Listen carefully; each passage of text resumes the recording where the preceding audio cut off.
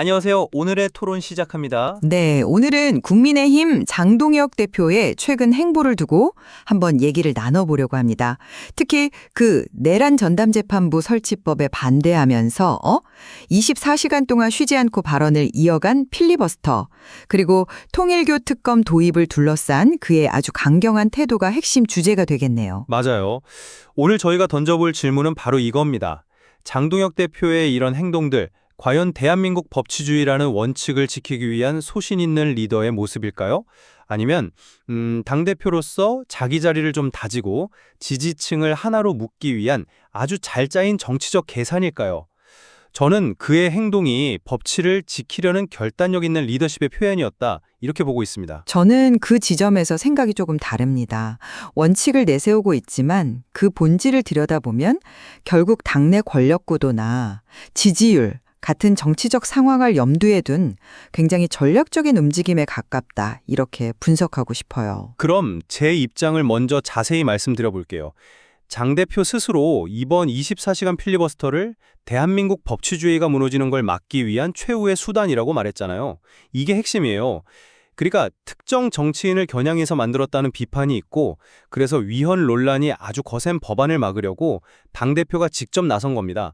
이건 개인의 정치적 이익을 따진 행동이 아니라 헌법이라는 더 큰 가치를 지키려는 지도자의 책임감 있는 모습으로 봐야 해요. 그냥 반대 성명서 하나 내고 끝낸 게 아니고요. 24시간 동안 서서 발언하는 극단적인 방식을 통해서 법안의 위험성을 온몸으로 알리려고 한 거죠. 그 점은 흥미롭네요. 네. 하지만 저는 좀 다른 관점에서 봐야 한다고 생각해요. 통일교 특검 문제에서도 그의 태도는 일관됩니다. 특검을 누가 추천할 거냐, 이걸 두고 공정함과 중립성이 가장 중요하다고 딱 못 박았죠. 예를 들어서 진보적인 목소리를 내온 법률가 단체인 민변이라든가, 아니면 현재 정치 지형이 반영됐다고 볼 수 있는 헌법재판소가 추천권을 갖는 건 특검의 공정성을 해칠 수 있다고 본 거예요. 이건 특검을 하지 말라는 게 아니거든요. 제대로 된 특검을 하자는 원칙적인 주장입니다. 이런 일련의 행동들을 보면 정말 어려운 상황에서도 원칙을 지키려는 리더의 모습을 읽을 수 있습니다. 네. 왜 그렇게 보시는지는 충분히 이해가 갑니다. 근데 저는 그 이면을 봐야 한다고 생각해요. 장 대표의 행동들이 정치적 메시지를 전달하는 측면에서 아주 효과적이었다는 점은 저도 인정합니다. 하지만 그게 과연 순수한 의도였을까요? 그는 필리버스터의 목적이 국민께 가장 강력한 방법을 알리기 위해서라고 했죠. 맞아요. 법적인 저항이죠. 근데 동시에 장동혁이라는 정치인의 존재감을 대중에게 확실히 새겨넣는 아주 잘 계산된 정치 퍼포먼스이기도 하다는 겁니다. 요즘 정치에서는 원칙을 지키는 투사라는 이미지를 만드는 것 자체가 가장 강력한 정치 전략이거든요. 원칙과 전략이 별개가 아닌 거죠. 또 그 한동훈 전 대표가 지지 메시지를 보냈을 때 보인 반응도 굉장히 의미심장해요. 필리버스터의 절박함에는 누구도 다른 의견이 있을 수 없다는 굉장히 원론적인 답변으로 선을 그었죠. 이건 잠재적인 경쟁자를 아주 능숙하게 관리하는 그런 정치적 계산이 깔린 반응으로 봐야 합니다. 통일교 특검에서 특단의 조치 같은 강한 단어를 쓴 것도 마찬가지예요. 대립구도를 선명하게 만들어서 지지층을 결집시키고 정치적 주도권을 꽉 쥐려는 전략으로 해석하는 게 훨씬 합리적이라고 봅니다. 저는 그 해석이 좀 과하다고 생각하는데요. 우선 24시간 필리버스터의 의미부터 다시 짚어보죠. 필리버스터는 소수 정당이 다수당의 일방적인 법안 처리를 막기 위해서 사용하는 합법적인 의회 정치의 수단입니다. 이건 그냥 시간 끌기가 아니라 민주주의의 아주 중요한 견제 장치예요. 그런데 왜 혼자서 24시간이라는 극한의 방식을 택했을까요?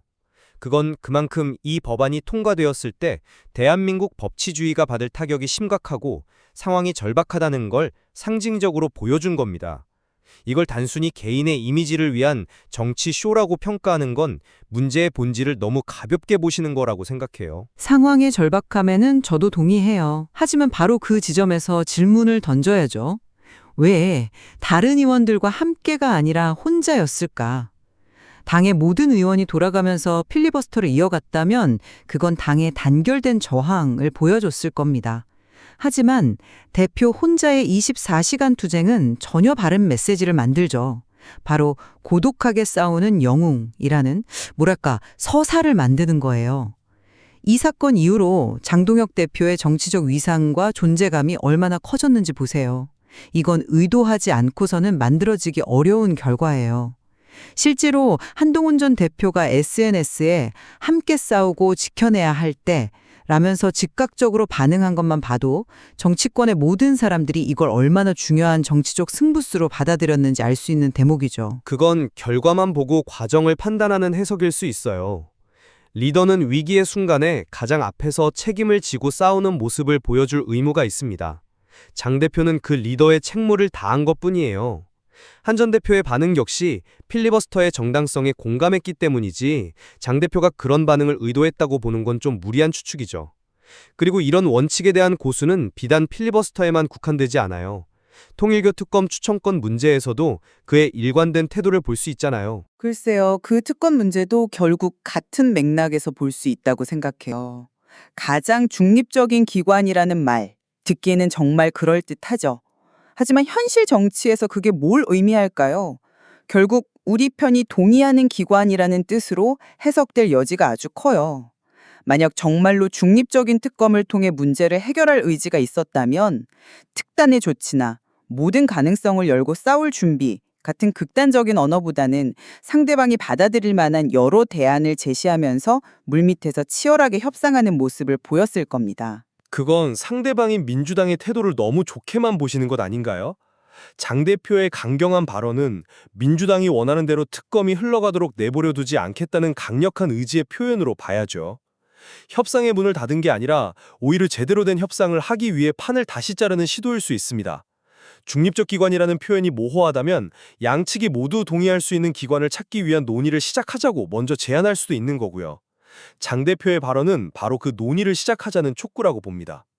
민주당이 계속해서 특정 단체를 고집한다면 그게 바로 시간을 끌면서 특검을 무력화하려는 꼼수라는 비판을 피하기 어렵겠죠. 하지만 구체적인 대안 제시 없이 원칙만 외치는 건 결국 투쟁의 동력을 얻기 위한 정치적 수사에 그칠 위험이 커요. 문제 해결보다는 우리는 이렇게 원칙을 위해 싸우고 있다는 걸 지지층에게 보여주는 효과가 더 큰 거죠. 그리고 그의 정치적 계산이 가장 명확하게 드러나는 지점이 바로 아까 잠시 언급했던 한동훈 전 대표의 메시지에 대한 반응이에요. 이 부분을 좀 더 깊이 들여다볼 필요가 있습니다. 한 전 대표는 노고 많으셨다. 모두 함께 싸우고 지켜내야 할 때 라면서 아주 강력한 연대의 메시지를 보냈어요. 이건 당내 최대 영향력을 가진 인물이 현직 대표에게 힘을 실어준 아주 상징적인 장면이었죠. 맞아요. 그리고 장 대표는 거기에 아주 적절하게 대응했다고 봅니다. 만약 그 자리에서 한 전 대표에게 개인적으로 고맙다거나 감정적인 반응을 보였다고 생각해 보세요. 다음날 신문 헤드라인은 위헌 법안 저지가 아니라 장동혁과 한동훈의 연대 같은 정치적인 내용으로 채워졌을 겁니다. 필리버스터의 본질이 흐려지는 거죠. 그래서 장 대표는 필리버스터의 절박함과 필요성에 대해선 누구도 다른 의견이 있을 수 없다고 말하면서 사안 자체에만 집중한 겁니다. 개인적인 관계보다 공적인 사안을 우선시하는 현직 당대표로서 아주 신중하고 노련한 대응이었어요. 바로 그게 제가 말하는 정치적 계산이라는 겁니다. 정치에서 메시지는 그 자체로 모든 것을 말할 때가 많아요. 함께 싸우자는 손길에 그렇게 답변을 가름하겠다며 사실상 대잡을 피한 건 단순한 신중함과는 달라요, 이건. 현직 대표로서 이 투쟁의 주도권을 절대 놓치지 않겠다는 의지의 표현이자 당내 가장 강력한 잠재적 경쟁자인 전임 대표의 영향력을 의식하고 견지하는 아주 복합적인 수일기가 깔린 반응으로 봐야 합니다. 정말 순수하게 사안에만 집중했다면 함께 싸워주셔서 감사하다, 큰 힘이 된다 정도의 의례적인 답변은 할 수 있었을 거예요. 하지만 그는 의도적으로 선을 그었죠. 이것이야말로 그의 모든 행보가 순수한 원칙의 발현이라기보다는 치밀한 정치적 계산 위에서 이루어지고 있다는 가장 강력한 증거 아닐까요? 그건 너무 한쪽으로만 치우친 해석이라고 생각해요. 리더의 모든 발언과 행동을 권력 투쟁의 관점에서만 보면 그가 지키려 했던 더 큰 가치를 놓치게 됩니다. 오늘 논의를 정리해보자면 장동혁 대표의 최근 행보는 대한민국 헌법과 법치주의라는 대원칙을 지키기 위한 일관된 행동이었다고 볼 수 있습니다. 24시간 필리버스터는 위헌적인 법안을 막기 위한 처절한 저항이었고 특검 추천권에 대한 그의 주장은 특검의 생명인 중립성을 지키기 위한 원칙적인 주장이었고요. 그의 태도가 강경하게 보이는 건 그만큼 우리 정치가 심각한 위기에 처해 있다는 반증이기도 하고요. 따라서 그의 행동을 단지 정치적 계산으로만 평가하기보다는 그가 무엇을 지키려고 했는지 그 가치에 더 주목해야 한다고 생각합니다. 물론 장 대표의 행동에 원칙이라는 명분이 있다는 점 부정할 수 없죠. 하지만 정치는 명분만으로 움직이지 않습니다. 그가 선택한 방식, 사용한 언어, 특정 메시지에 반응한 태도 하나하나가 아주 정교하게 살게 된 정치적 행위였다는 점을 간과해서는 안 됩니다. 당대표로서 리더십을 세우고 당내 복잡한 권력 구도를 관리하며 지지층을 하나로 묶으려는 여러 겹의 정치적 목표가 그 안에 녹아있다고 봐야 해요. 왜 혼자 필리버스터를 했는가? 왜 협상보다 투쟁의 언어를 선택했는가? 왜 한동훈 전 대표의 메시지에 거리를 두었는가? 이런 질문들을 던져보면 그의 행동을 순수한 원칙의 표현으로만 보는 것은 정치의 복잡한 현실을 너무 단순하게 보는 것이라고 생각합니다. 결국 장동혁 대표의 행보를 원칙을 위한 투쟁으로 볼 것인지 혹은 치밀하게 계산된 정치 전략으로 해석할 것인지는 오늘 저희가 나눈 여러 관점들을 바탕으로 청취자 여러분 각자가 판단해볼 몫으로 남겨두는 게 좋겠네요. 맞습니다. 이처럼 하나의 정치적 사건을 여러 각도에서 깊이 있게 들여다보는 것이 우리가 살고 있는 시대의 정치를 더 잘 이해하는 길이 될 겁니다. 오늘 논의는 여기까지 하겠습니다.